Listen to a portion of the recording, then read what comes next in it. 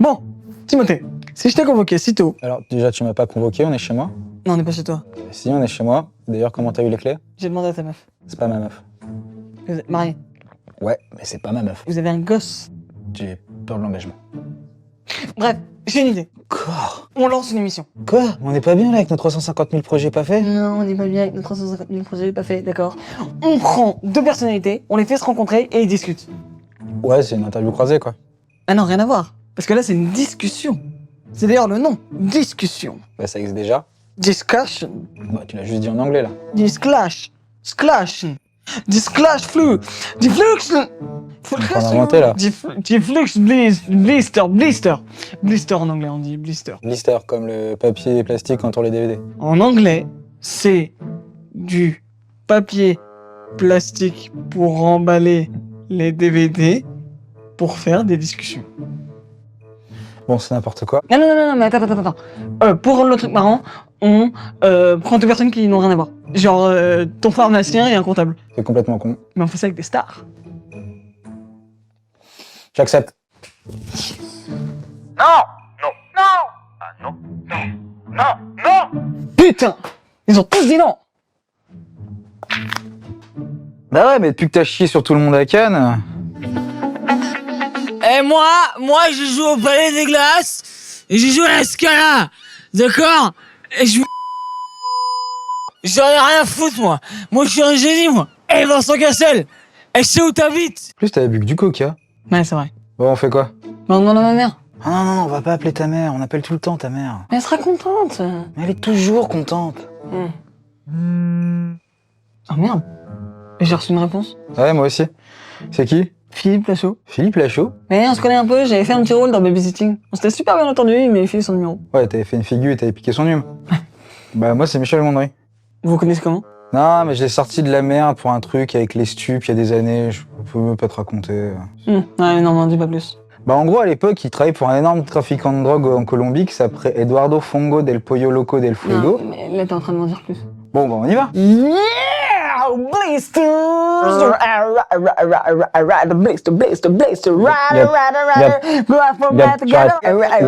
Gab, tu arrêtes, ça me dégoûte là. Pardon. Bonjour mesdames et messieurs, Bonjour. et bienvenue dans Blister. Pourquoi vous dites bonjour alors que ça fait 1 heure qu'on est ensemble? Parce que On les allait gens... prendre un café, On a parlé pendant 1 heure. Ouais, Est-ce c'est que vrai. les gens sont obligés de tout savoir? Là, faut pas perdre la magie. Moi je pense qu'il se l'imagine bien. C'est comme Ouais. à Disneyland. Tu sais qu'il y a un gars qui fume dans Mickey. Ouais, Après, t'es un peu déçu. T'es après. plus déçu de faire des... Il y a un Oula. gars dans Mickey? Non, il n'y a pas de gars. Non, t'es un mal, mec, non. Pas du tout de... en Non, plus, pas là, du tout. C'est comme le Père Noël. comme y a pas Père Noël, de- il est Ok. hyper Ok. bouquet parce que ça arrive en décembre, là, donc C'est il... pour ça qu'on l'entend moins. Blister, qu'est-ce que c'est? C'est deux inconnus plutôt connus qui se rencontrent, les gars. On est hyper contents de vous avoir. Merci infiniment. J'espère que vous y êtes allés mollo sur le petit déj parce qu'aujourd'hui on va vous régaler. J'en veux pour preuve, nos invités, mon cher Timothée. Oui, parce que à ma gauche, il dit oui avec le cœur, mais dit non avec la tête. Je me suis trompé? Oui, mais c'est pas grave parce que c'était Jacques Prévert, qui n'a rien à voir avec notre invité, à part le fait que c'est un énorme goat du cinéma. Il est réalisateur derrière Eternal Sunshine of the Spotless Mind, Be Kind Rewind, rencontre avec Noam Chomsky, mais il a surtout touché le cœur des Français avec sa pub pour le déodorant Gillette en 2013. Et c'est bien normal, car pour les fans de Péloche et de Papier Canson, c'est un peu la perfection au masculin. C'est Michel Gondry, bravo! Michel, content d'être là? Bah ouais. Il est sympa, Jim Carrey? Waouh, ok. C'est un peu vénère là, mec. Est-ce que tu peux passer à l'autre Bien sûr, invité? pardon, excusez-nous. Si, il est très sympa. Il est très sympa. Ok, ouais. On en parlera un tout petit peu, promis. Combien de fois on t'a posé la question? Bah c'est-à-dire que les gens sont gênés de la poser alors ils la posent pas. Ouais. Il la pose pas. Très bien. À ma droite, avec son premier film Babysitting, il est arrivé dans le 7e art, tel une bagnole sur les routes de Los Angeles à 180, et c'est bien normal quand on est le sosie de Ryan Gosling. Classe. Accompagné de sa célèbre bande à Fifi, ils ne se sont pas gardés ensemble d'exploser le box-office tout bonnement avec des films comme Alibi.com, Babysitting 1, 2, Super Héros malgré lui, Nicky Larson et le parfum de Cupidon. Il sort même très prochainement le Marsupilami, le 4 février en salle, comme le timing est juste. Mesdames, messieurs, c'est Philippe Lachaud. Bravo! Il est sympa, Gérard Junior. Oui, Il est très il est sympa. sympa, Gérard. Il est très sympa, Gérard. Mesdames et messieurs, on s'est promis du kiff, des larmes, du plaisir. C'est Blister, première édition. Et c'est parti. Les amis, avant de commencer, j'aimerais vous parler d'un petit truc. On va devoir évaluer au cours de l'émission votre curseur de kiff. C'est-à-dire qu'à l'écran, là nous ne le voyons pas, mais les spectateurs le verront, il y a un curseur de kiff qui s'affiche à l'écran qui va de 1 à 10. 1 étant le décès de la grosse daronne à Bambi. Et 17 ans, le kebab que tu te déglingues à 4h du mat en rentrant de soirée. Je vous le demande, où vous situez-vous à peu près sur le curseur de kiff, Philippe? Je suis à 10 là. Oh, on l'a déjà, mais disons. Ça fait plaisir. 10. Ah. Après les répètes, on faisait toujours ça. Ok. Après les répètes. De mon groupe, on avait un groupe. Ouais. Et quand Ne on spoil pas sortait, on l'émission, n'avait pas le Michel. choix que de manger un kebab. Eh bien, Ok. 10 alors. Magnifique, les gars. Eh bien, vous serez à 20 à la fin de cette émission. Justement, tu parlais de ton groupe Oui Oui, nous on voulait te poser une question par rapport à ça. Tes premiers amours, c'est la musique, avec ton groupe Oui Oui que tu fondes avec un ami de lycée dans les années 80. Toi, à ce moment-là, t'as genre 1 an. C'était quoi ton état Mon d'esprit à ce souvenir. moment-là Bah déjà, politique. Déjà, Ouais, vraiment. ouais, j'imagine, Très ouais. engagé. Ah oui, il y a un an, parce ouais, que, ouais. parce que personne n'a d'état Et d'esprit. Si, hein. alors là, si je peux me permettre, moi, déjà à 1 an, Ouais. je marchais sur les mains. Ah ouais, Premier non. truc de ouf. Putain. Et puis je parlais anglais, donc c'était quand même. Michel, comment t'en viens à réaliser les clips du groupe à la fin, toi? Eh ben, en fait, c'est parce que, bon, déjà, j'étais dans une école de dessin et depuis tout petit, c'était une de mes capacités, on va dire, de pouvoir dessiner et de construire des choses avec ce que je trouvais dans la maison.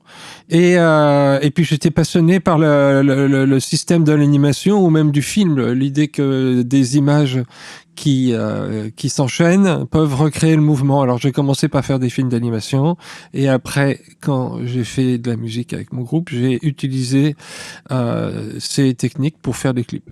C'était important pour toi le collectif à l'époque, le fait de faire ça entre amis, de faire ça avec ta bande. On sait que tu as refait un concert il y a quelques années encore avec Oui Oui et vous êtes un peu refondé.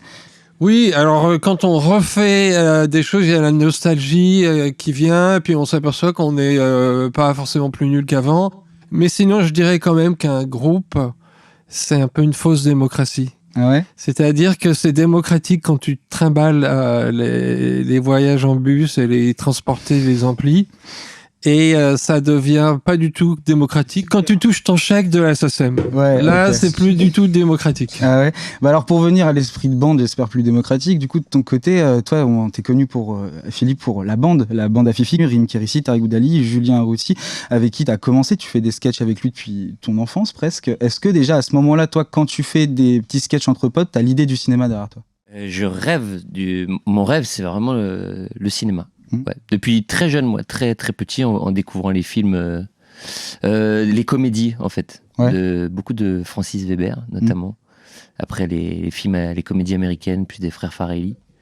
Et ouais, très vite en fait, j'ai cette envie d'essayer de faire rigoler les gens avec des images, avec des histoires, mais aussi très passionné de cinéma, passionné par, enfin voilà les Steven Spielberg, les James Cameron à l'époque, ça me donne vraiment cette passion du cinéma. Il est sympa, Steven Spielberg, Michel? Non. C'est un peu... Non, ça se dit pas, Michel, par Ah exemple. bah alors vous mettrez un bip. Oui, bah oui, Comme on ça, va les le- gens ils penseront que j'ai peut-être dit c'est un super mec. Mais non, parce que ouais, t'as c'est commencé ça. par. Non, mais quand on a non, fait du coup, a priori, Weekend on- Rewind, quand on a fait Soyez sympa rembobiné, on avait besoin d'avoir les autorisations pour mettre les images sur les DVD qu'on Ouais. voyait ou les cassettes vidéo et on faisait Retour vers le futur et il a refusé qu'on Ah. utilise une image. Est-ce qu'on peut parler de la DeLorean qui Ah est sur la bah, table, voilà. mesdames? Et donc là, quand tu dis Steven Spielberg, donc c'est en premier degré. Encore une fois. Je vous Bah, Tu m'as ça cassé serait tout quoi mon le deuxième délire. degré Michel, toi, t'es connu par le clip Björk, Daft Punk, IAM, les clips de ton groupe, on en parlait. Comment tu fais la transition vers le cinéma, toi? Ça a pris beaucoup de temps, ça a pris 6 ou 7 ans. Je suis allé à Los Angeles parce que je trouvais qu'en France, et j'avais pas trop ma place, on est un peu pollué par la nouvelle vague, malheureusement. Je sais pas, j'avais pas de script, rien, donc j'ai été aux États-Unis. J'ai commencé à travailler sur un Eternal Sunshine avec Charlie Kaufman, le scénariste, et pendant ce temps, il m'a montré un vieux script que personne ne voulait faire et que je trouvais génial, et c'était Human Nature, et j'ai commencé par ça. Philippe, on sait que tu en as déjà beaucoup parlé en interview, que tu as eu des moments compliqués entre la transition télé puis cinéma. Comment ça se passe cette période à ce moment-là pour toi? Plein de doutes, de désillusions, alors moi je suis pas parti à Los Angeles parce que je me serais dit que, enfin c'est pour ça que je suis extrêmement admiratif de partir à Los Angeles. Tu connaissais personne, j'imagine, là-bas?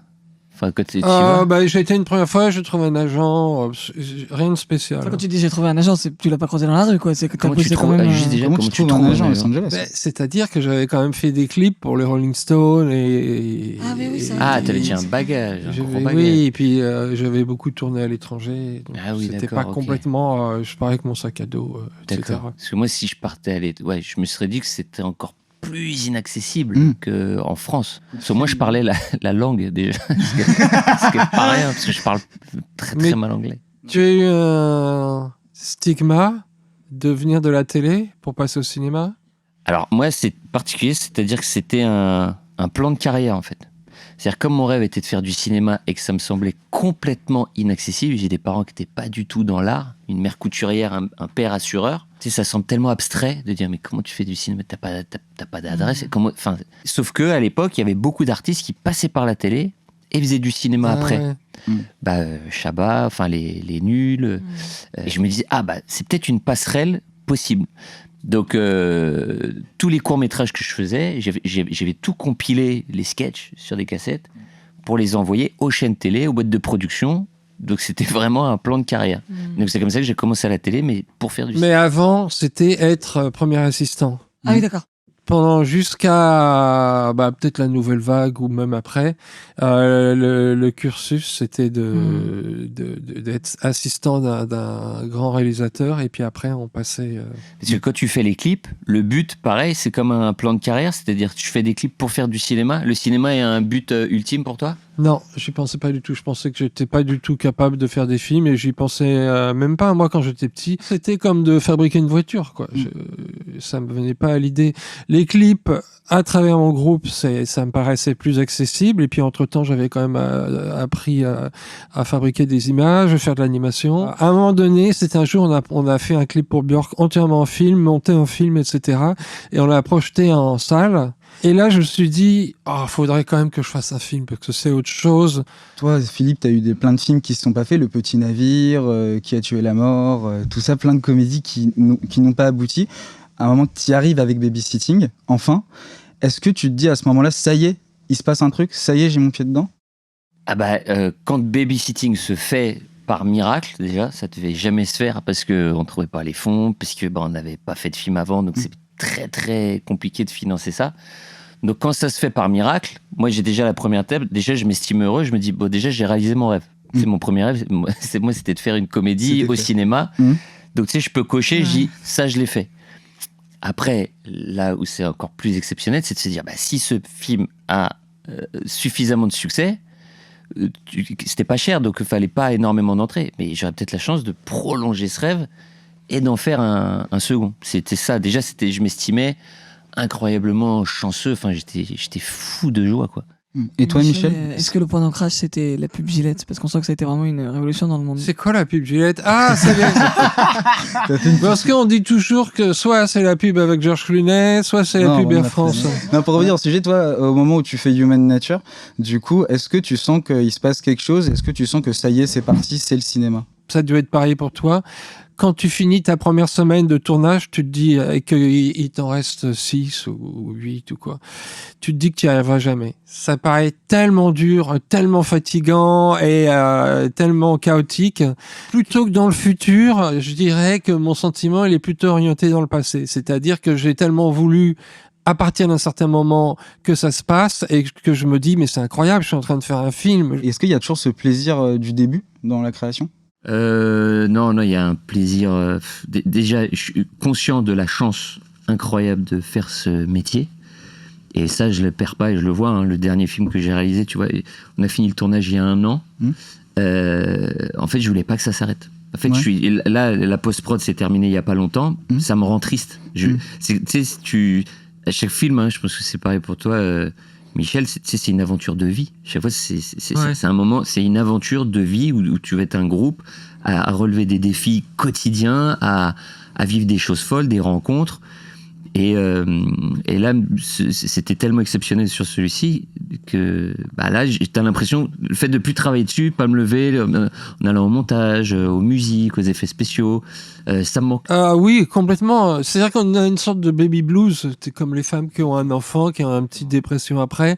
Et on a beau d'avoir vu ses collaborateurs, techniciens, etc. pendant 2 mois, mettons, et il nous manque. Quand on se sépare, on est quand même triste. C'est-à-dire qu'on est toujours en train d'essayer de régler des problèmes et bon, des fois ça se passe plus ou moins bien, mais c'est vrai que ça nous rapproche. Et nous encore, on a une chance, c'est qu'on reste avec les gens, du moins les acteurs, parce qu'on fait le montage. Alors, quand on les voit venir pour se dire bonjour, et on a l'impression de ne pas les avoir quittés. Le pire, c'est que juste avant en fait, de passer à autre chose, il faut quand même qu'on rappelle qu'on est des petits rigolos. Et donc, on va passer à un petit jeu. Mais avant, est-ce qu'on peut avoir un petit curseur de kiff?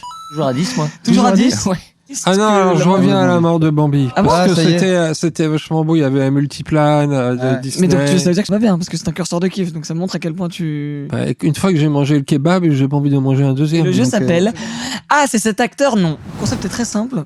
On va vous faire deviner des noms. C'est des noms d'acteurs avec qui vous avez potentiellement travaillé. Ah. Mais il ne s'agit pas vraiment de ces gens-là. Vous allez bien comprendre. On va vous donner un exemple. Par exemple, si je vous dis il est l'un des piliers du Splendide, mais il exerce le judo avec la même fougue que Teddy Riner.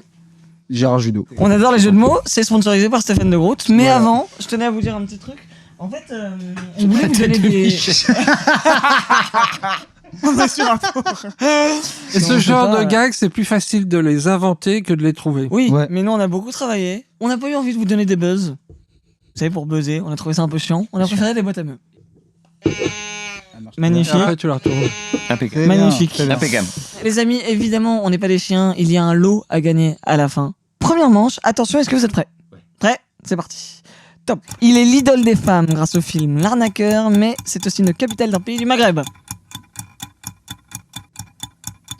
Je peux redire si vous voulez. Attends.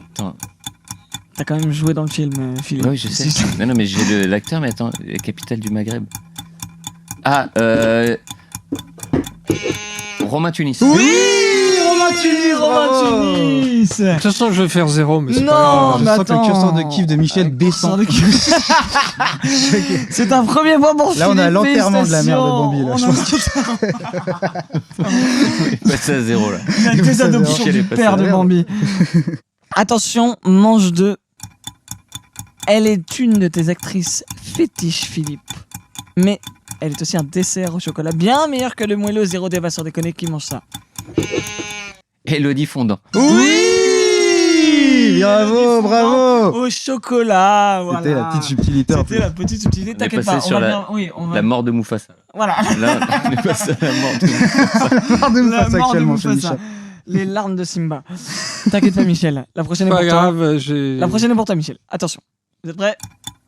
Il est l'un des plus grands acteurs comiques américains, mais c'est aussi une dent bien douloureuse suite à un Ah, mais excès de sucre. Carrey. Qui? Jim Carrey. Oui, Jim Carrey, bravo c'est Michel. gagné. On est à 2. Et on passe là. Il est repassé à 5 sur 15 sur l'équipe. Bientôt le kebab. Attention. On rappelle le jeu, un lot à gagner à la fin. Tiens, je me prends pour Roland Garros. Oh là, c'est parti. Attention, est-ce que vous êtes prêts à tout remettre en jeu pour la dernière manche? Est-ce qu'on peut annuler tous les points? On peut Et là, annuler tous que les cette points. manche. Merci. Vous aimez le concept de J'adore, l'émission, j'adore. C'est Ouais, super. Magnifique. Ah, j'aime pas du tout. Ouais, j'ai Ah, compris. t'es motivé. Je m'en suis douté. Peut-être Je m'en mauvais suis joueur. J'aime pas trop perdre, en fait. Oui. Il est l'un des fondateurs du trio Les Inconnus, mais c'est aussi un super insecte pollinisateur. Didier Bourdon. Oui, il n'y a pas de vanne. Il n'y a pas Il de n'y a absolument vanne, pas de vanne. On va passer au lot. Voilà, bah du coup, alors, bravo Philippe. je pense que bravo. Vous avez mis t'as une tout ambiance de cartonné. merde, Bah, bravo. ouais, une ambiance de merde. Non. Mais on va essayer de la rattraper avec ce... On va la rattraper dans avec ce le joli très ce vénère. joli. Ma première télé pour promouvoir Human Nature, c'était Burger Quiz. Ouais. Bien Et sûr. j'avais pas donné une seule réponse. Et du coup, tu as frappé Alain Chabat. Ouais. Écoute, on va remonter l'ambiance, Michel, avec ce super joli lot qui va malheureusement à Philippe. Attention. T'as rien gagné d'autre qu'un Oscar. Bravo. Bravo. Est-ce qu'on peut amener l'Oscar que Gabriel a préparé? Ouais, Oscar, tu peux venir? Quoi? Comment ça, Michel, on Oscar sait que t'en as un déjà, donc tu seras pas C'est déçu. Oscar. Salut Oscar, je vous Oula. présente Oscar. Oscar, donc tu Ça va, vas, Oscar tu vas être adopté par Philippe. Après, c'est Augustin. Voilà. Oscar était Non, malade, ta gueule, moi, c'est ouais, Augustin. ouais, ta gueule. Attends, On- Gabriel, on avait dit un vrai Oscar? Bah, c'est un vrai Oscar. Non, On était mais- au lycée ensemble. Non, mais un Oscar de cinéma, espèce de débile. Mais comment tu veux que je me procure un Oscar de cinéma et que je le vole à Michel? Non, c'est l'Oscar. Excuse-moi, Oscar. Mais non, mais pas du tout. T'inquiète. Augustin, parce que Oscar était malade, du coup c'est Augustin. Ouais, ok, ça marche. Donc Wow. Oscar, tu t'es venu comme C'est quoi en tant que lot. Attends, donc c'est quoi ces papiers là? Ça, c'est les CV de Gabriel. Quoi? Tu te fous de ma gueule? CV de Gabriel Attends, qui m'a demandé de les Attends, apporter. pardon, je me permets juste de regarder de quoi il s'agit. T'es un malade? C'est. Voilà. Ok, dingue, le prank. C'est fou ce qui se passe. Ouais, C'est c'est pas fou. du tout prévu. Ah Je non, suis je te désolé, confirme, les ouais. gars. Ouah, la vache. C'est ok. Ah, il est. Oh, Coco Oscar. Hein. C'est du diabolo, donc Ouais. c'est- Ouais, donc je suis acteur, comédien, humoriste. Bon, c'est un peu gênant. J'aime pas parler de mon travail. Oh la dinguerie. Moi, je- Oh là là là là, je- c'est une folie ce qui je- se passe. Je joue aussi, du coup. Ouais. voilà, et, Allez, casse-toi. après, Tu peux y aller. Ma C'est bon. mère est moins connue, Ouais, mais. tu peux y aller. Tu peux y moi, aller. Ouais, super. Allez, c'est parti. Bon bah les gars, je suis désolé. Voilà, bon bah je vous le donne. Philippe, je sais que tu sors un film bientôt. Merci, Tu vas peut-être ouais. y retourner. Ça tombe super bien. Michel potentiellement aussi. Voilà, je suis comédien. J'ai joué dans Carême sur Apple TV. Je suis désolé. C'était vraiment pas prévu les gars. je suis Vraiment, désolé excusez-moi aussi, les de la gêne. Ouah, je suis très. T'es sérieux là? Votre rapport à vous deux, c'est la comédie, l'amour de la comédie. Philippe, toi, t'es un réalisateur de comédie ultra populaire aujourd'hui. Et aujourd'hui, t'as les moyens de tes ambitions. Michel, t'as toujours mis beaucoup de comédie dans tes films. Vous venez tous les deux du sketch pour toi du clip, de l'animation. Il y a un truc fait main, il y a un truc presque d'ado geek dans sa chambre. Comment aujourd'hui, quand vous êtes à la tête de grosses productions du cinéma, on en parlait, vous gardez et vous restez fidèle à cet ado geek? Pas toujours facile. Il m'est arrivé de faire des gros films et tout ce que j'aimais bien tourner, le côté absurde, surprenant, c'était refusé. C'est-à-dire quand on fait un film de ce genre, on vous prend pour ce que vous êtes, pour qui vous êtes, et on vous utilise pour qui vous n'êtes pas. Et ça donne un peu des aigreurs d'estomac. Ça te parle? Tu préfères faire des comédies? Enfin, tu chercher le rire ou chercher plutôt l'émotion quand tu fais des films? Les deux, je pense. Mais c'est dur de le savoir à l'avance. Moi, j'aime bien les personnages qui disent ce qu'ils pensent profondément avec un langage un peu tordu, donc ça amène à la comédie, et en même temps on réfléchit 2 secondes et dit ah mais c'est vrai, c'est comme ça que je pense aussi. C'est un petit peu comme ça que je vois les choses. Aujourd'hui, Philippe, tu sors le Marsupilami, c'est un film avec énormément de budget. On sent que dans la réalisation, tu t'es fait plaisir. Comment, toi, justement, tu gardes cet esprit de bande, cet esprit du fait main, on fait des sketchs entre potes? Ce qui est rigolo, c'est que depuis donc très jeune, depuis que je sais pas, j'ai 12-13 ans, donc avec une petite caméra, je fais des sketchs que ce soit avec ma famille ou avec mes copains.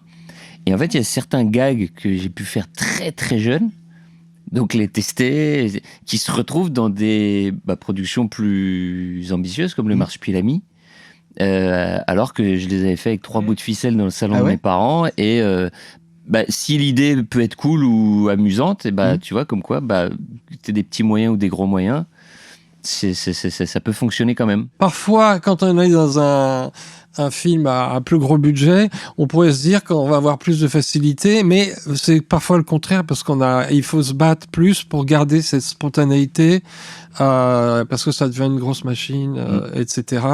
Et je vois complètement ce que tu dis, parce que les gens, les producteurs, etc., les gens qui nous encadrent, directeurs de production, ont du mal à comprendre qu'on veut prendre la caméra et tourner un truc qui nous paraît drôle tout de suite. Et eux, comme ils n'ont pas d'opinion, très souvent, ils se disent que si c'est pas bien cadré, bien installé, ça va pas marcher.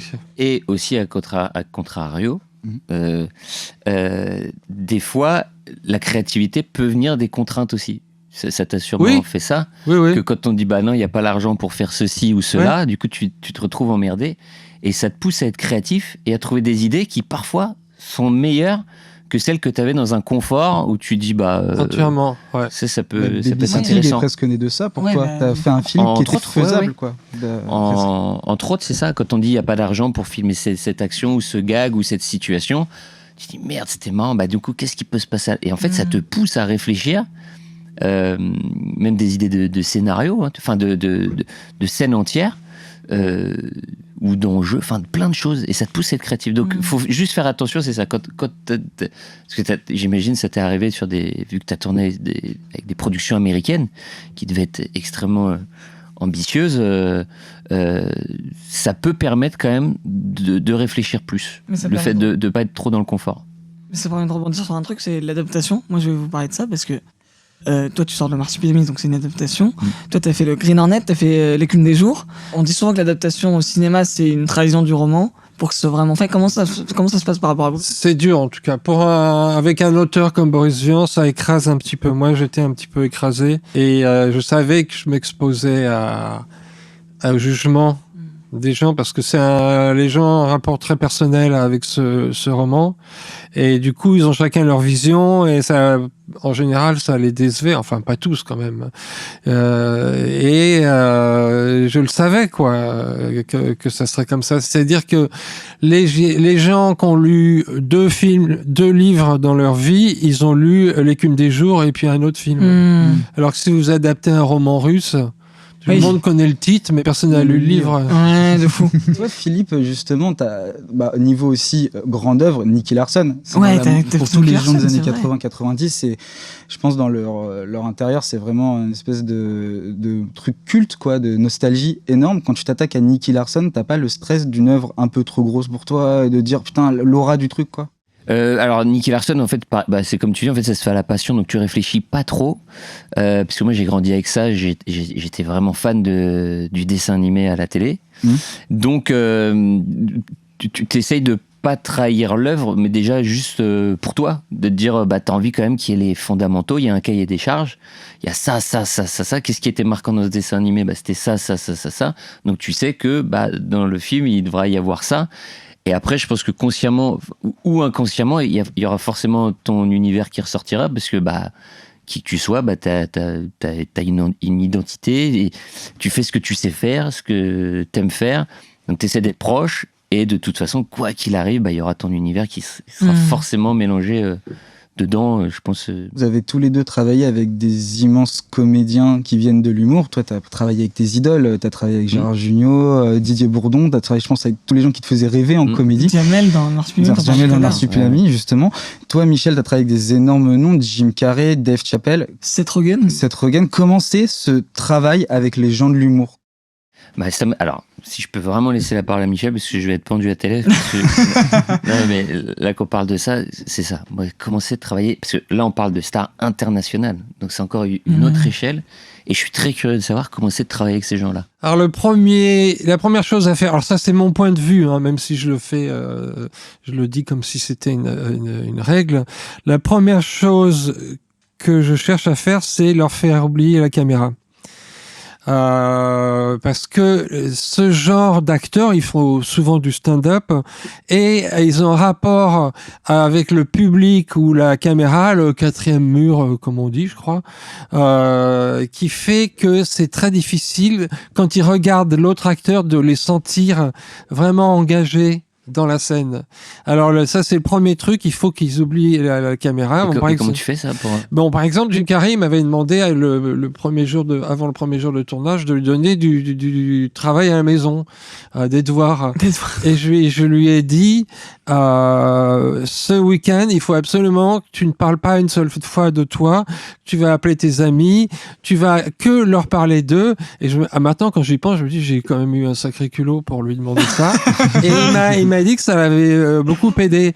Et un autre truc que j'ai fait avec Jim Carrey, c'est que la caméra, comme on l'a portée à la main, on définissait pas qui on allait tourner. Bon, t'as 2 acteurs comme ça, soit en général, normalement, tu fais un plan comme ça, et moi, la caméra, elle faisait comme ça, il y en avait 2, et des fois, elle était là, des fois, elles étaient là, et Jim, quand il me disait, quelle caméra me filme, je lui disais, je sais pas. Le problème que j'ai eu, c'est qu'il rajoute des choses à chaque prise, et après, il les garde. Pour être sûr qu'on les monte et rajoute des petits tics et des choses. Beaucoup, ouais. Et Jim Carrey, il était génial à la 2e prise parce qu'il cherchait encore où étaient les choses et ça fait qu'il est engagé au moins avec le décor et qu'il oublie la caméra. Donc il y a plein de petits trucs comme ça En contrepartie, c'est des gens qui ont une grande technique, qui connaissent leur texte et qui sont très professionnels. Et la comédie, c'est quand même un peu plus difficile que le drame, je dirais, parce que si tu veux faire rire et que tu te plantes, les gens rient pas, ça passe pas. Alors que si tu fais du dramatique, les gens ne sont quand même pas obligés de pleurer. Ça passe, il y a un minimum qui passe. Mais la comédie, ils ont une technique plus fine. Plus forte aussi. Et tu t'es jamais retrouvé dans des situations en tournant avec des stars internationales, comme j'entendais par exemple Luc Besson, qui disait que quand il tournait avec Bruce Willis, le 5e élément, il avait le droit de faire que 3 prises. Oui. Et que Luc Besson était obligé de trouver un stratagème avec son chef-op, genre un clin d'œil ou quoi, pour faire genre il y avait eu un problème technique pour pouvoir avoir une autre prise. T'as jamais eu ce genre de demande? Si, avec Jim Carrey, j'avais le droit de faire minimum 40 prises. C'était le contraire. Et il était génial. Il était génial à la 2e prise.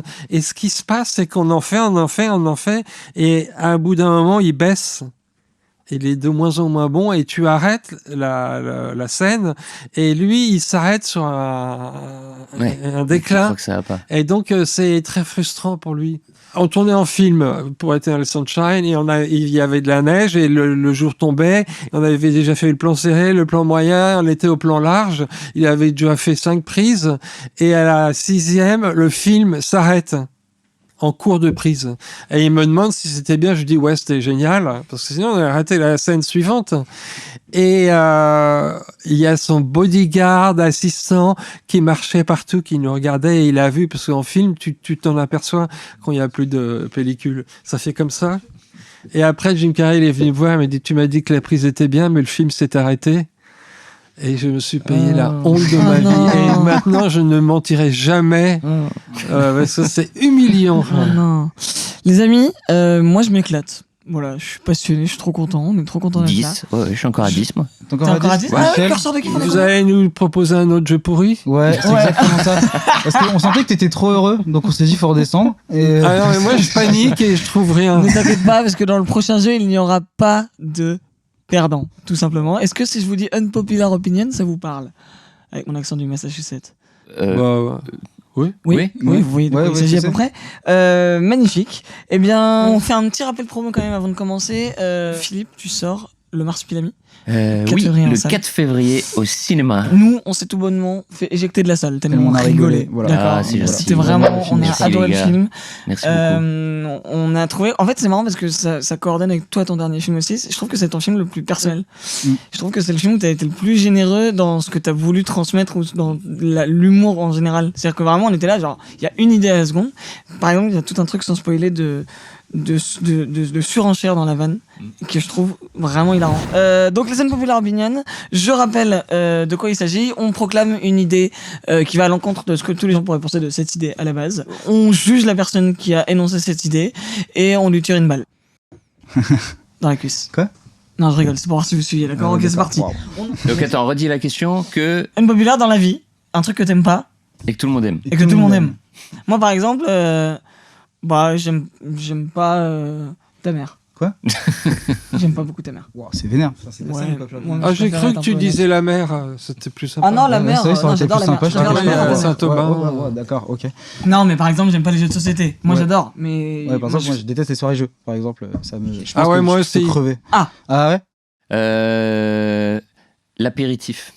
T'aimes pas l'apéritif? Attends, je déteste l'apéritif. Waouh, c'est passionnant, pourquoi? Parce qu'en fait, je me fais yesh à mort parce que je bois... en fait, je bois pas d'alcool. Ah. Donc en fait, j'ai faim. Ouais. Donc moi, Ouais. j'ai faim. Mm. Donc je suis là en train d'attendre qu'ils finissent de boire leur verre d'alcool pour manger. Je suis pareil. Et- Je suis pareil que toi. Mais ça Mais me genre dit, même bah, le venez, moment on mange festif, direct. En fait, ouais. venez, on se raconte les mêmes choses. Pareil. Mais Mais on a faim, on mange. assis avec un plat. Parce qu'en fait, si tu mets l'apéritif, et ben, je vais taper dans les amandes, les trucs, et après, j'ai plus faim. Et ouais, je déteste Tu les sais que moi, j'ai une apéritifs. technique à ça. Je mets l'apéritif dans le dîner. Bah, C'est-à-dire c'est que parfait, je ça. bouffe le dîner et à côté, t'as du sifflard, t'as du. Ah bah voilà. fromage, t'as du- Spielberg.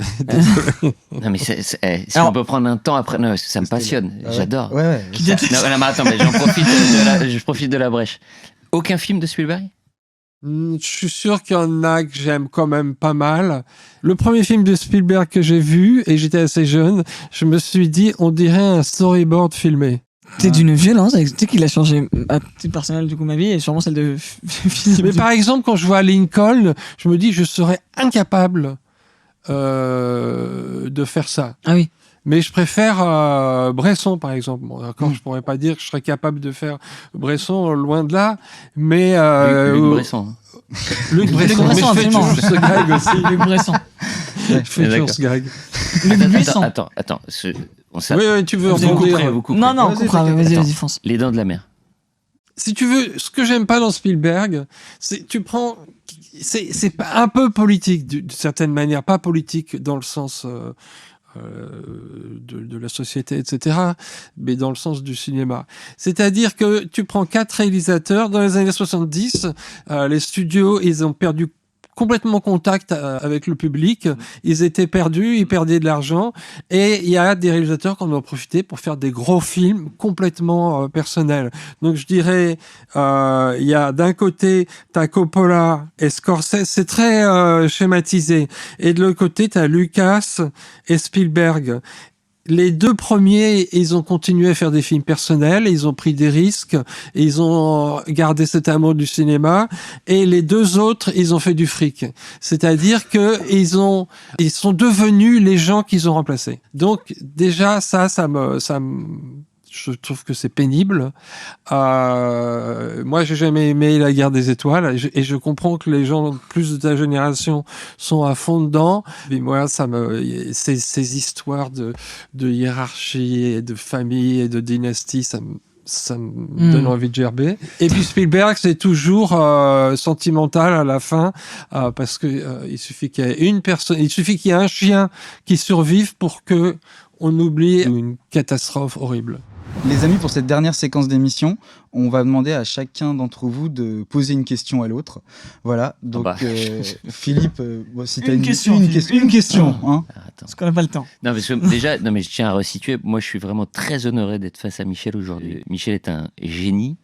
Non, mais Il n'y a c'est qu'à vrai. voir les réponses que j'ai données avec les vaches. Tu travailles pas pour Time's Up après. Bah, oui. je te remercie. Attention, il y a Non, mais des c'est gens très mauvais en un cours. génie de créativité. C'est juste incroyable. Et c'est pour ça, je pense que autant de talents ont toujours rêvé de travailler avec toi. Ah, et donc, je vous remercie déjà de mettre face à Mais Michel aujourd'hui, merci parce que ça à toi. serait Merci peut-être à jamais toi, passé Philippe, on a- sans vous. Donc, une question, ça va être très dur. Hein. Et Nolan Il m'énerve. Et Moi, Fincher. je déteste. Et Moi, je Fincher. déteste. Moi, je- Je préfère Fincher, mais... Bah alors, une question, allez, légère. Vas-y. Hein. Qu'est-ce que t'as demandé, C'est vrai que tu avais travaillé jeune sur le dessin animé Rahan, Oui, comment tu le sais? puisqu'on vient des Yvelines tous les deux, tu sais. C'est un petit village. J'ai mes sources. Et jamais eu une envie ou quoi, parce que tu as travaillé dessus jeune, un jour de l'adapter au cinéma? Pourquoi pas? On s'en rendait pas compte à l'époque, mais le petit blond Patrick Juvet qui découvre tout et qui va enseigner la science aux sociétés primitives, je sais pas si ça passerait maintenant. Mais j'aimais beaucoup Rahan. Et puis il y avait les gadgets, enfin les trucs, il y avait le collier avec Bien sûr. les dents, et c'est vrai que j'aimais beaucoup. Mais il y avait un truc qui m'avait choqué, parce que j'avais déjà des notions optiques quand j'étais gamin, c'est qu'à un moment donné, il voit un oiseau voler dans le ciel, et il y avait l'ombre de l'oiseau sur son visage, alors que c'est pas possible, l'ombre, elle devait être beaucoup plus grande, et elle devrait passer comme ça. Bon. Mais mis à part ça, bon, moi je faisais les décors, hein, puis encore pas terrible dans la série Rahan, et c'était de la sous-traitance. Hein. Mais j'ai fait mieux encore, les triplés. Ah ouais, c'était toi Les aussi. décors pour la triplé. C'est comme ça que j'ai appris mon métier en filmant les line tests sur une caméra à film. Les line tests et les essais d'animation en crayon. Je n'ai pas la rêve des triplés, j'en suis absolument navré. Attends, une autre question. Allez, une autre Et question. vous garderez celle que vous préférez. Allez, une autre question. Non, genre, quel film tu as vu dans ta vie où tu t'es dit j'aurais rêvé de faire ce film-là, ou ton film préféré, peut-être c'est la même question. Bah, je crois que tous les réalisateurs diront Le jour sans fin. Ok. Ah, Et sinon, il y en a plein. J'y pensais par rapport à la comédie tout à l'heure. Coup de tête. Ah, coup de tête avec Devers. Ah ouais. Avec Ouais. Devers. Ouais, c'est vrai. Ok. Donc français. Michel, je me permets, t'aurais une question fou pour direct. Philippe, une question que tu devais poser à Philippe, ce serait laquelle? Est-ce que quand on rigole pendant une prise, on rigole aussi pendant la projection? Ah bah ouais, non, pas Ouais. forcément. Ça, je connais ce Ouais, problème. On a l'impression qu'on a fait le truc le plus Ouais. drôle de la Terre, parce que tout le monde Je est vois. mort de rire. Ouais. Non, c'est Je vois très pas, bien. pas Et- du tout forcément. Est-ce que tu fais des lectures du script avec les acteurs? J'en ai fait, mais pas toujours. Ah oui, c'est Et vrai pas avec tous les acteurs toujours. Non. Moi, je trouve que c'est très dangereux parce que ils se sentent obligés de rire aux gags des autres. Ouais, Et il y a une Il y surenchère. a un faux rythme toujours. Ouais, C'est c'est horrible. t'as un je le fais ventre plus. mou horrible en te disant wow, ouais, ça peut être un grand moment de solitude. J'avoue. Ah oui, exactement. Ouais, c'est très gênant. Où tu dis plus personne va vouloir faire le film. Moi, je me suis dit ça, moi. Je Ah me oui, suis c'est vrai. dit, bah ouais, parce que tu sais, tu lis à plat, t'as quelqu'un qui fait les didascalies, après l'autre il fait sa réplique. Et souvent, en plus, là où c'est un peu rigolo pendant la lecture, bah, tu te rends compte qu'au montage et dans une salle, bah, c'est pas là que ça fait mouche. C'est Moi, très- j'ai fait très assister à une lecture. Tu couperas. Hein. J'ai assisté à une. Je ne couperai pas, Michel. Tout J'ai me passionne. assisté à une lecture des Simpsons. Ah ouais. Et j'étais dans un petit coin et j'entendais. Et d'ailleurs, il y avait 2 ou 3 acteurs qui étaient au téléphone. Et ben, c'était sublime. Ok. Attends, dernière Les- question. Ah, les Vous dernières couperez, questions, vous ça fait couperez, vous 12, couperez. ça me fait Ah, très c'est- plaisir. mais j'en profite. mais Alors attention, attention, moi je suis pas contre, mais c'est la C'est la carte batterie de la SD, caméra. c'est la C'est-à-dire carte que SD, bah, alors, nous, galère. ça nous passionne. On est à non, fond, c'est merveilleux. Un acteur ou une actrice avec qui t'as jamais tourné, avec qui t'aurais rêvé de tourner. Français ou américain. Ou un français et un américain. Oh, il y en a plein. Romy Schneider. J'ai des trucs où ça peut pas arriver. Français ou Julien américain. Guillaumard. Julien Ça vous Guillaumard. parle, ça? Non, pas du tout. Pas du tout. Regardez-le. C'était lui dans Le Magnifique qui habitait ok, dans bien la sûr. roulotte Je vois très bien, j'adore. avec Belmondo. J'adore. Et personne d'aujourd'hui. Pas d'acteur. Oui, aujourd'hui ou mais d'actrice. je pense à ceux que j'ai Français ou ratés et américain. que Bakri, par exemple, Ah, j'aurais adoré Bakri. travailler Ouais. avec lui. Non, les amis, on va passer au dernier petit jeu de notre émission. Oh non, c'était Oh, magnifique. gentil, vous étiez dessus. On va tout bonnement, t'inquiète pas Michel, c'est sûr que tu vas gagner. Et Philippe, Mais- pareil. On va vous demander tout bonnement d'écrire un film. Le concept est très simple. On va vous donner un pitch à trous. C'est-à-dire qu'on va vous donner des phrases et il faudra compléter ces phrases chacun votre tour. Vous l'écrivez ensemble. C'est l'histoire de... Je voulais repartir sur du Spielberg, mais non. Parce que- Mais si, ça serait drôle, parce que je veux dire des trucs nuls. Alors, c'est l'histoire de un extraterrestre qui arrive sur la Terre. Et il décide de... De devenir un peintre célèbre. Mais il est accompagné de... Il est accompagné de Julien Guillaumard en slip. En slip. En slip. Mais pour parvenir à son but, il doit... Il demande à l'extraterrestre de lui peindre son slip style Harley Davidson. Il est empêché par... Carré, qui tournait The Mask Mhm. et qui n'était pas d'accord. Mais grâce à... Grâce au scénariste, Il trouve la force de réussir et à la fin, il... Achète un pantalon Le titre, c'est peinture son pantalon. Peinture sur pantalon, dans les étoiles. peinture sur pantalon dans les étoiles. Bravo. Et un acteur chacun, tout de suite. Jouer dans les films. Julien Guillaumard, Jim Carrey, ça vous va? C'est très bien. Très beau Jim casting. Carrey, c'est un peu évident, parce Ah. que c'est... Ouais. Alors autre chose, Qui- deux qui- acteurs qui- pour qui jouer. pourrait pour jouer Jim Voilà, Carrey qui pourrait jouer Jim Carrey, qui pourrait jouer Julien Guillaumard. Eboué, Fabrice Eboué. Fabrice Eboué. Ouais, Fabrice c'est Eboué vrai. dans le rôle de On va faire Jim Jim Carrey. Carrey. Ouais. Ok. Ok, on va Faudrait trouver qu'ils prennent du crack un peu. des- Ouais. Ok, Julien Guillaumard. Julien Julien Guillaumard, Jérôme Commandeur. Jérôme Commandeur et Fabrice Eboué. Eboué. Eh bien messieurs, On va créer on va l'affiche du créer film. l'affiche du film, on vous l'enverra et elle Et elle s'affiche s'affiche. tout de suite à l'écran. Bravo. Bravo. Ok, high five. Magnifique. Le mot de la fin, mon cher Timothée. Exactement. Il est déjà temps de conclure ce moment magique. Oh. Si l'année prochaine, enfin si dans 2 ans le film sort pour de vrai, Ouais. vous n'aurez pas de droit à rien. Ah ouais Ça sera. Ah, non, merde. non, c'est Ah, nous qui avons Vous trouvé. entre n'oubliez vous, pas quoi. de nous envoyer la cassette. Ouais, Ouais, C'est ça une marche, émission. ça marche. Oui, Alors, on va Michel, pas ce sera couper, plus un lien Vimeo. plutôt Les qu'une cassettes, ouais, je t'avoue que je sais même pas faire. Non, du coup, merci beaucoup. Merci beaucoup. Il est temps de conclure cette émission, mais avant de finir, on va demander une petite reco culturelle à Chacun. chacun. Philippe, un truc à recommander, peut-être? En ce moment, Ouais. Ouais. un truc culturel. À part Ouais. le Marsupilami qui est sur le 4 Le février, bien sûr. Marsupilami, évidemment. Le Marsupilami évidemment qui sort le 4 février. Oui. Et puis t'as une promo Michel dont je pourrais parler aussi. Non. Non, j'ai vu un film, je sais pas si vous l'avez vu. Vous l'avez vu, Better Man. Le oui, biopic de le Robbie biopic Williams. de Ouais. Robbie Williams en singe. Je Ouais, trouve ça incroyable. ouais Ok. c'est vrai. Voilà. Ok, super. D'accord. Génial. Incroyable. Betterman, magnifique. Ah non, moi je voulais juste dire que les festivals, les prix, c'est super, mais ça nous fait oublier que le meilleur prix pour un réalisateur, c'est de faire un autre film. Merci beaucoup les amis d'être venus. Michel, Philippe, c'est un honneur de vous recevoir pour cette première de Blister. On remercie le lieu, le Vidéoclub de la Ah Butte, ouais. qui nous accueille aujourd'hui. On peut les applaudir bien fort. Un des derniers vidéoclubs de Paris. N'hésitez pas les Parisiens à venir louer un petit DVD, venir acheter un petit Ah ouais. DVD. Ça fait toujours plaisir de soutenir ce genre d'initiative. Et Voilà. spécial dédicace pour Christophe. Exactement. dédicace à Pour le Christophe. Christophe, on peut l'applaudir.